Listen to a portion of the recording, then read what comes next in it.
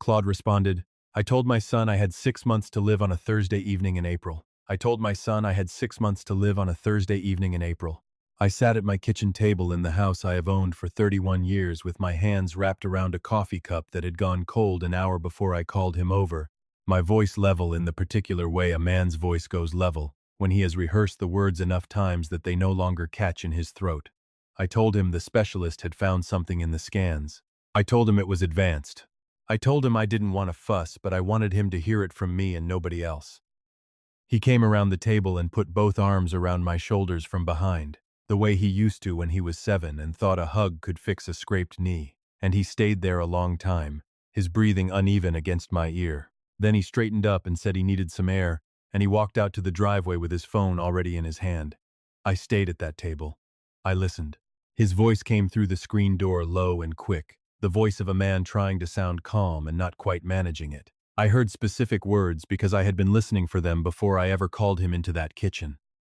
What my son said in that driveway left me sitting frozen at my own table when I finally understood it, and I mean that literally. I did not move for a long time after, because what came through that screen door rewrote 34 years of being his father in under a minute, and the rewriting kept going even after his voice stopped. I had told my son I was dying to find out who he really was. In under a minute, standing in my driveway with his back to the house, he told me, "Welcome back to Sunset Years, Real Stories. Hit that like button, and tell me in the comments what state you're tuning in from tonight, neighbor. Let's get into it. My name is Frank Doyle. I'm 64 years old, and I live outside Tulsa, Oklahoma, on 5 acres. My wife Diane and I bought in 1994, back when our son Marcus was 6, and our daughter Ellen was 3. And the land was cheaper than the truck I financed to haul the fence posts.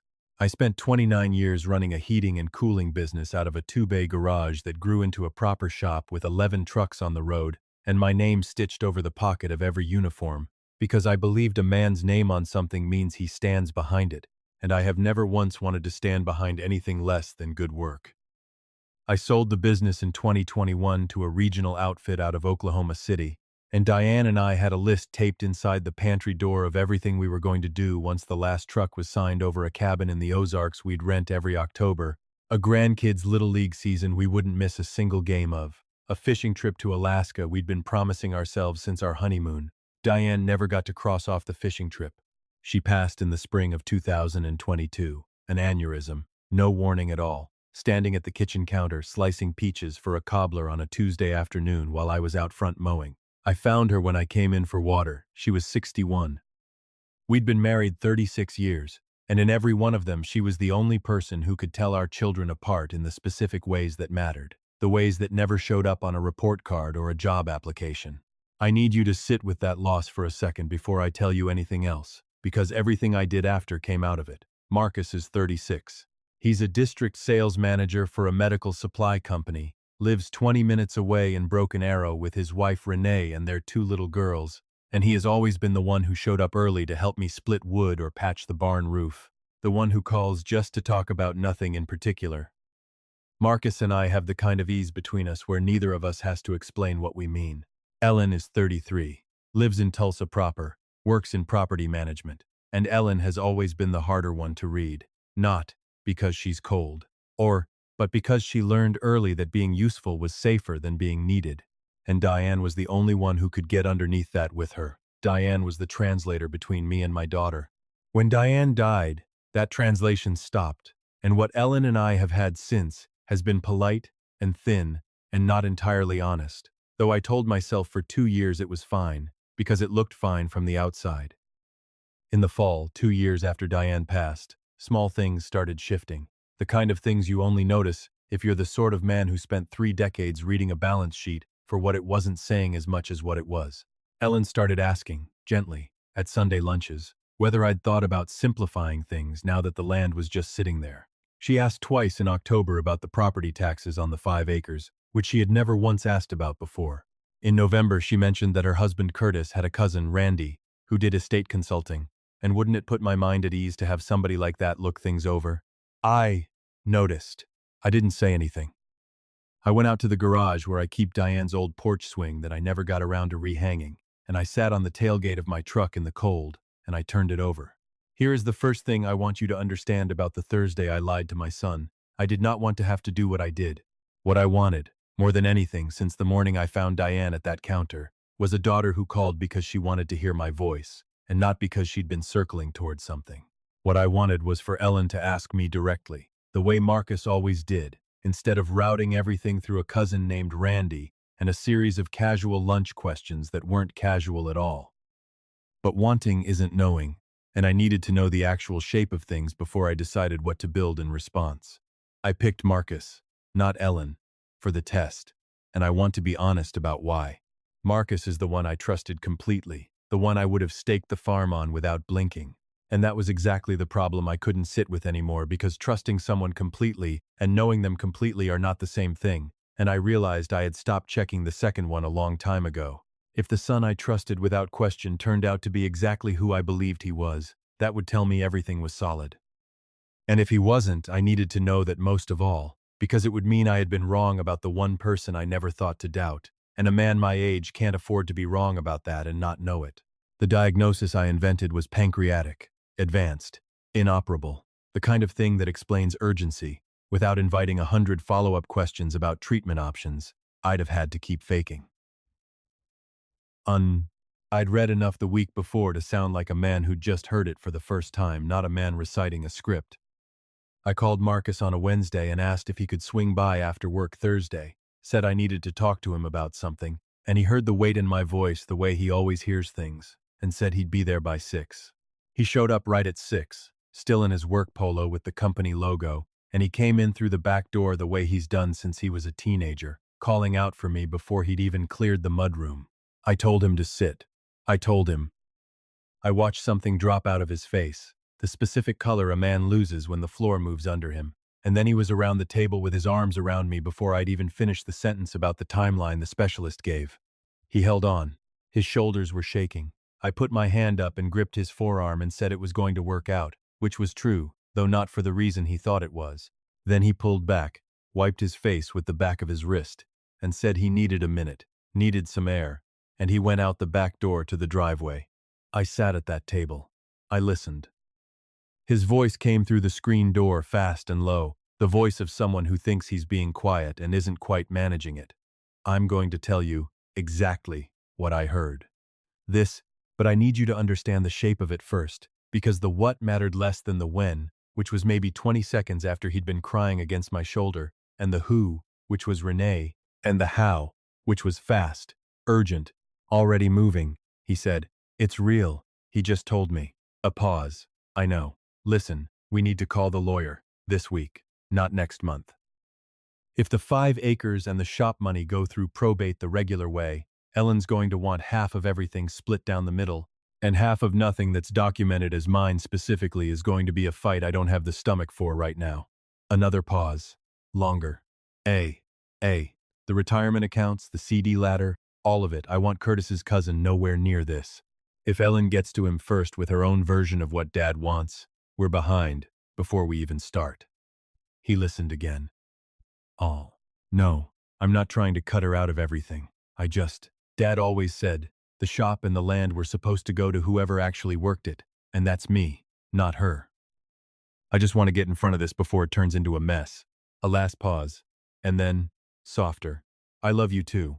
I'll call you when I leave here. I sat very still at my own table. I did not move when I heard his footsteps come back up the porch steps. Marcus walked back in with his eyes still red, and he sat down across from me and took both my hands in his and said, "Dad, whatever this takes, I'm here. We're going to handle this together." I looked at my son. I said, "I know you are."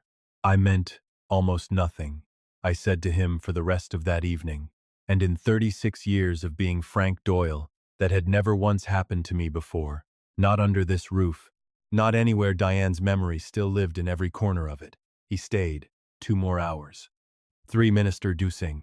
He was warm and steady the whole time, exactly the way he'd always been, and underneath the warmth, twice, he mentioned that maybe it wouldn't hurt to get things looked at properly before things got harder for me to manage, and that he knew a guy, an actual estate attorney, not Curtis's cousin, who could move fast if I wanted. I walked him to his truck. He hugged me hard at the door and told me to call him for anything, day or night, and he drove off down the gravel drive with his headlights swinging across the pasture fence. I stood on my own porch in the cool April dark and thought about Diane slicing peaches at that counter, and about who I had believed my son to be for 36 years, and about the gap that had just opened up between that belief and what I'd heard through a screen door.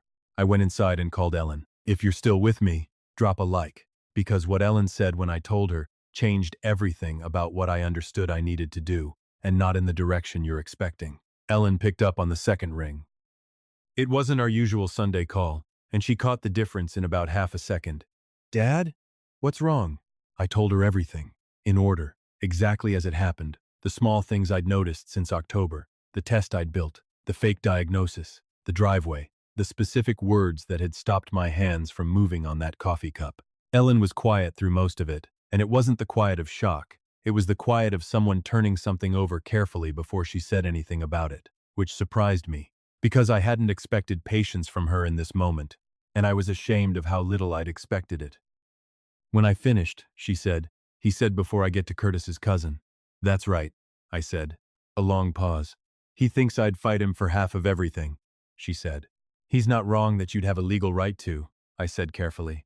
I don't want half of the shop money, and I don't want the land, Ellen said, and her voice had an edge in it I hadn't heard from her in years, not anger at me, something closer to grief. I never wanted the land, Dad. I wanted him to still think of me as somebody who'd sit at a table and talk it through like a family instead of somebody he needs to outmaneuver before she calls a lawyer. I sat with that in Diane's reading chair. By the window, the one I'd moved into the front room after she died because it was the only place in the house the afternoon light still felt right. What do you need from me? Ellen asked. I told her. I needed her not to call Marcus. Not yet.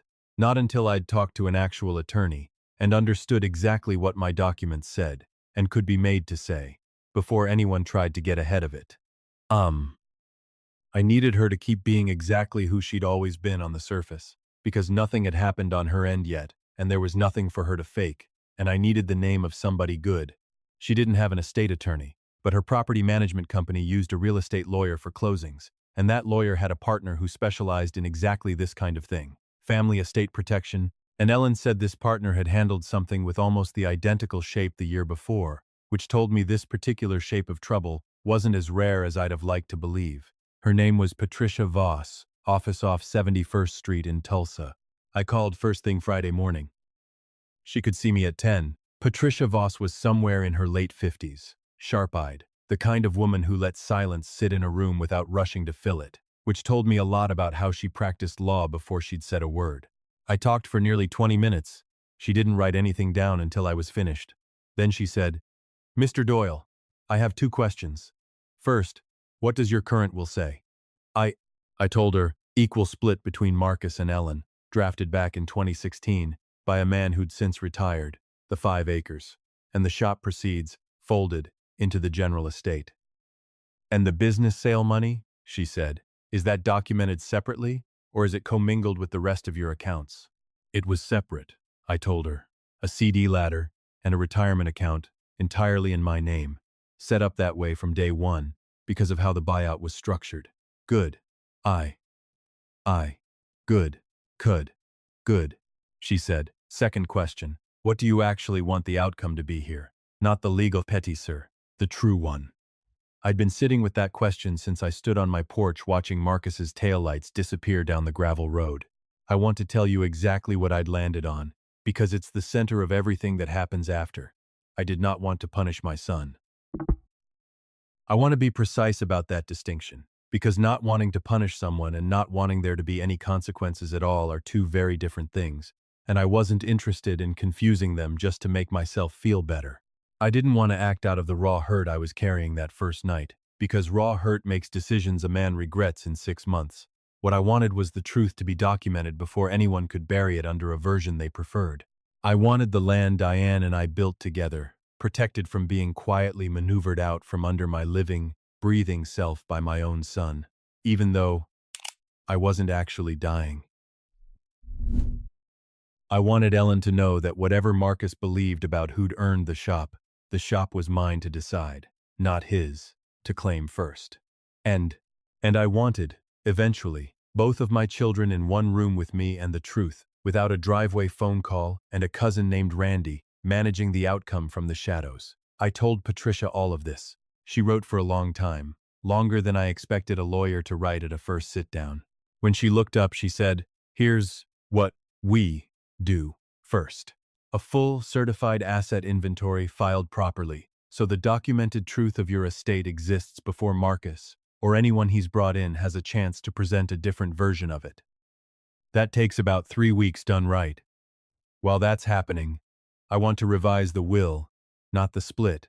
The governance around it, the kind of structure that protects the land from being managed by somebody with an undisclosed interest in the outcome.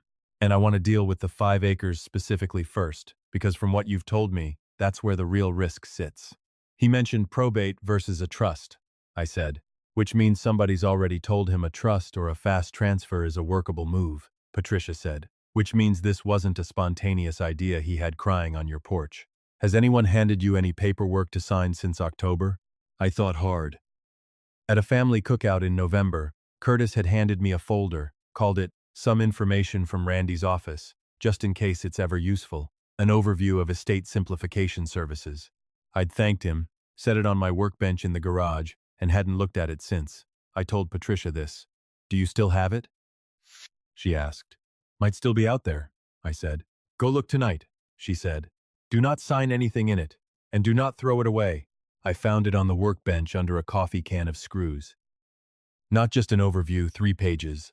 Letterhead from a financial consulting practice in Broken Arrow, Randy's name and license number at the bottom of the last page. And on that last page, in smaller print than the rest, a section titled "Authorization for Financial Review," with a signature line, worded carefully enough to sound routine, and broadly enough to mean far more than routine. I called Patricia that night and read it to her over the phone. She was quiet for a second. "Mr. Doyle, if you'd signed that, it would have given that practice grounds to request documentation on your retirement accounts and your CD ladder directly from the institutions before you were even aware they'd asked. It isn't power of attorney, but it's a door left open on purpose." She let that sit. "This was handed to you at a family cookout. I want you to really think about that. And, and, I thought about it the whole drive home from dropping the scanned pages at her office the next morning. Randy, positioned as a helpful family connection, already quietly moving on my accounts before I'd agreed to anything. The driveway phone call, not a raw emotional reaction to bad news, but a next move in something already in motion since at least October. My son had put his arms around me and cried real tears at that table. I don't doubt the tears were real, and in the same 20 minutes, he had also been executing a plan that had a step 1 and clearly had a step 3 waiting behind it. If I hadn't been sitting at that table listening through a screen door, if I'd been the father he believed he was managing instead of the father who'd built the test on purpose, I might never have understood what I was looking at. "Patricia," I said, "how fast can we move on the land?" "The 5 acres I can have transferred into a protective trust inside a week," she said. "The full inventory. 3 weeks. 3 weeks. The will, 10 days after that." "Do the land first?" I said. The trust was filed the following Wednesday. 8 days after my first sit-down with her, the 5 acres moved into a trust with Patricia as independent trustee and Ellen named as co-trustee, terms modeled on a case she'd handled before. No sale without an independent appraisal and co-trustee sign-off. No family member as buyer, no representative connected to any family member involved in any transaction, without written co-trustee consent. Marcus called Friday to check in, asked how I was holding up, and I told him I was managing, that the specialist had given me some more information to process, and I thanked him and hung up and sat in Diane's chair and just breathed for a while. The asset inventory came back complete in 21 days. Patricia called it clean, which from her I understood to be about the highest compliment available.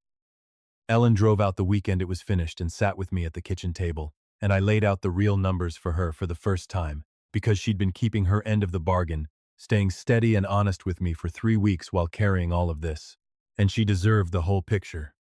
She sat with it a long while. Then she said, "How long did you know before you tested him?"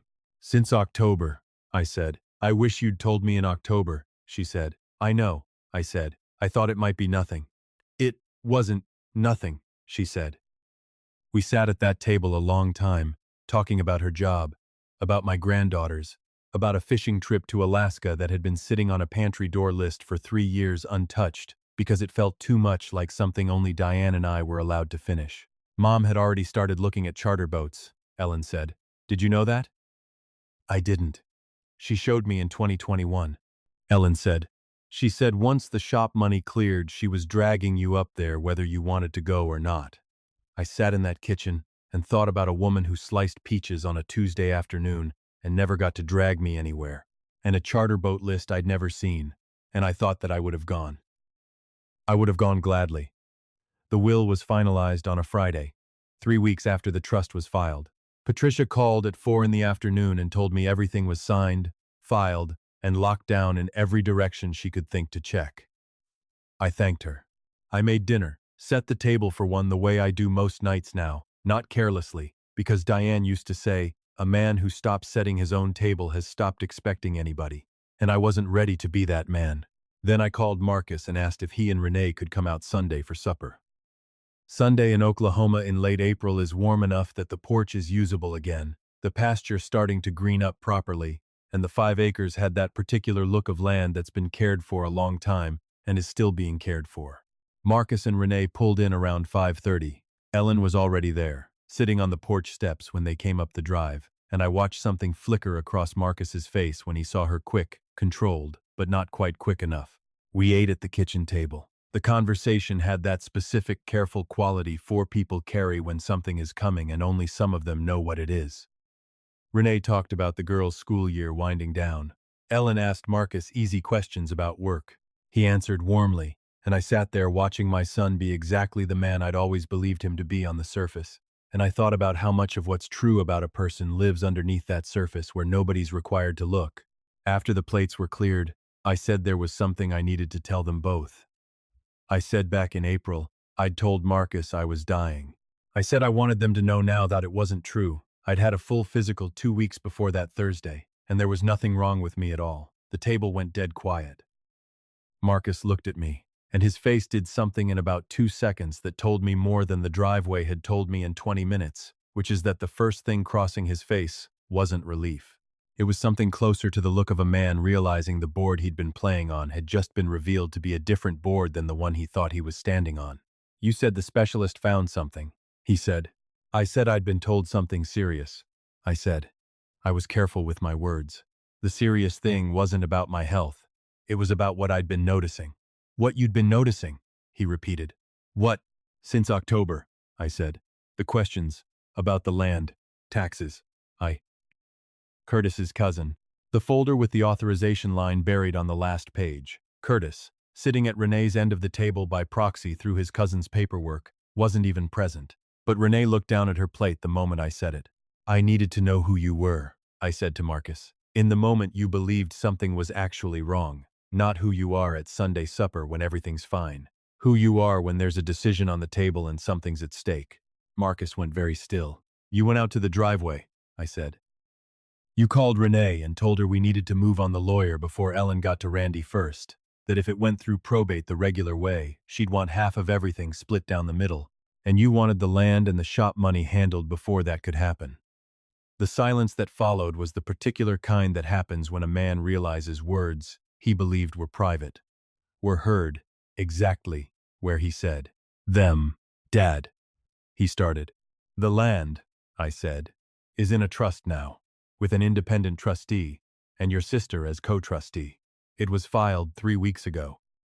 What you were describing in that driveway isn't possible anymore, and I want to be clear that isn't a punishment, it's a protection.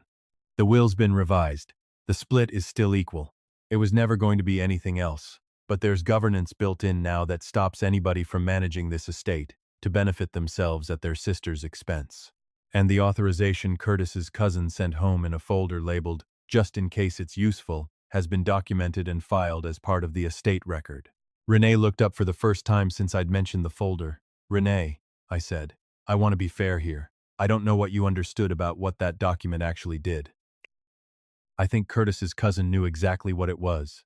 Whether that got explained to you honestly, I can't say. She didn't answer. There wasn't really an answer available to her. I looked at Marcus. His hands were flat on the table, the way people press their hands flat on something solid when they need to feel one true thing in a room that stopped making sense to them. His eyes were bright in that particular way eyes get when a man is holding something back, and I couldn't tell from across the table exactly what it was, and I'd learned enough in the last month not to guess. "Marcus," I said, "I'm not asking you to explain the driveway. I heard what I heard, and it was clear enough on its own. What I'm asking is whether there's a version of this you can be honest with me about. Not the managed version. What you actually need." He was quiet for a long time. Ellen sat across from him and didn't say anything, which is exactly what I'd asked her to do, to be present and let it go where it went without pushing. Finally, Marcus said, "The girls' school is switching to that private academy next year, the one Renee's always wanted for them. And I told her I'd already worked out the tuition." A pause. "I hadn't. District sales hasn't hit target in 5 quarters. My commission's been underwater since last spring, and I've been floating tuition deposits on a card I haven't told anybody about, including Renee." The table was very still. "The deadened. Randy's a real resource," Marcus said. "I didn't invent him, out of nowhere, but I pointed him at you, instead of just asking you for help, because asking you for help would have meant admitting I can't cover what I told my own wife I already had covered. What would it have looked like to ask me?" I said. "Like I was the kid again," he said, and his voice lost whatever composure had been holding it together, "showing up needing Dad to fix something. After 36 years of watching you build something out of nothing and never once asking anybody for help doing it." I sat with that. Diane had said something like this to me once. Not about money, about the pattern underneath it that Marcus needed to be seen as the capable one so badly that needing anything at all had become, in his mind, a kind of failure, and that the needing didn't go away just because he hid it, it just went looking for a side door. She'd said it gently, the way she said things about our children that she never wanted me treating as a verdict. I hadn't used it as one. "Marcus," I said, "you could have called me in October and told me you were underwater. I'd have listened." He looked at the table. "I know," he said. "What you did, instead, the driveway call, moving on the land before Ellen even knew there was anything to move on. I can't undo what that did to me when I understood it. But I want to separate that from who you are. You're not those things. Those things are what fear does to a man who's too proud to say he needs something." He looked up. His eyes were his mother's exact shade of hazel, the kind that goes almost green in certain light. "I'm afraid to ask for help," he said. "I know," I said. "You get that from me." Ellen made a small sound across the table, not quite a laugh, the closest thing the moment could hold. Marcus looked at his sister. Something passed between them that I don't think had passed between them in years, the specific thing that moves between siblings sitting with a truth that belongs to both of them. "What's the actual number?" Ellen asked him. "The gap between what you told Renee and what's real," he told her. She did the math out loud, faster than I could have. She looked at me. "U-She-A-U-A-R-A. That's not a gift," she said. "That's a loan, documented, structured through Patricia, and it comes off his share when the estate settles. Clean. Dad knows from day one. Nobody's guessing later." I looked at my daughter, the one I'd underestimated for 2 years without meaning to. "That's one way to do it," I said, looking at Marcus. He looked at Ellen, then at me, then down at his own hands pressed flat on the table, and breathed out slow. "I should have just told you," he said. "Yes," I said. "You should have. I'm sorry, Dad." I looked at my son, 36 years old, his mother's eyes, a mortgage on a private school tuition he couldn't cover, and a fear he'd been carrying long enough to build a whole quiet scheme around instead of just saying it out loud. The scheme had been a bad one. The fear underneath it I recognized completely. We stayed at that table until almost 9. Renee didn't say much, which was the right response to where she was sitting, and I respected her more for the quiet than I expected to. Marcus and Ellen talked about the tuition gap the way they'd never talked about anything hard between them before, straight on, no managing it from the side. I put on coffee at 9 because Diane always put on coffee at 9, and the habit belonged to the house as much as to any one of us. We drank it and talked about easier things, and by the time Marcus and Renee left around 9:30, the weight that had walked in with them at 5:30 had mostly walked back out. Marcus hugged me at the door, the real kind. the long kind. I held him back. I didn't tell him it was all right, because it wasn't entirely, and we both knew that. And some things are worth saying accurately, even inside a hug. What I told him was, "Your mother would have had this conversation with you back in October." He laughed against my shoulder. That specific broken laugh of a man crying and laughing at the same time. "I know," he said. "She used to tell me asking for help was just telling the truth about what you needed." "I forgot." "Remind yourself," I said. He nodded, and they drove off down the gravel, and I stood on my porch until the cold reminded me I was 64 years old standing outside without a jacket on. I went in and watered the 2 tomato plants Diane started from seed the spring before she passed, the ones I've kept alive 3 years running, mostly out of stubbornness. I sat in her chair by the window. Ellen came and sat across from me, phone already out, and turned the screen toward me before I asked what it was. A photo of Diane's handwriting, dense and looping, a heading at the top that read Alaska Charter Options, dated 2021. She had 3 different versions, Ellen said. I found them going through her recipe box last month. She was still narrowing it down. I looked at that screen a long time. "We're going," I said.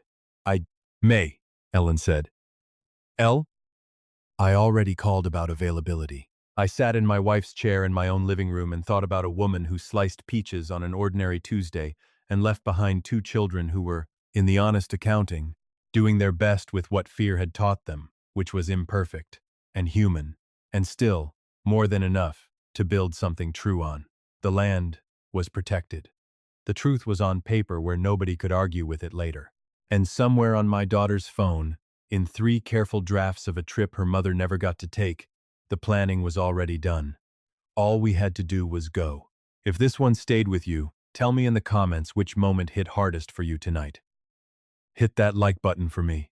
And if you've been carrying something so long you built a whole quiet plan around not saying it out loud, let me leave you with what Diane would have told you, what she told our son, and what I've carried since. Asking for help is just telling the truth about what you need. That's the whole of it. Tell the truth. It's enough. It has always been enough. Sunset Years, real stories, uploads every week. Subscribe and ring that bell so you don't miss the next one. Claude responded, "Sometimes the truest thing a family needs isn't a lie about sickness. It's just one honest sentence someone was too afraid to say out loud." Sometimes the truest thing a family needs isn't a lie about sickness. It's just one honest sentence someone was too afraid to say out loud. Fear makes us clever instead of clear, and cleverness costs us years we didn't need to lose. So if you're carrying a worry alone tonight, do the brave, simple thing. Tell someone what you actually need. That's not weakness. That's love, spoken plainly. A small note for you, neighbor. This story was written and fictionalized by AI for entertainment, though we hope its life lesson reaches your heart in a real and meaningful way.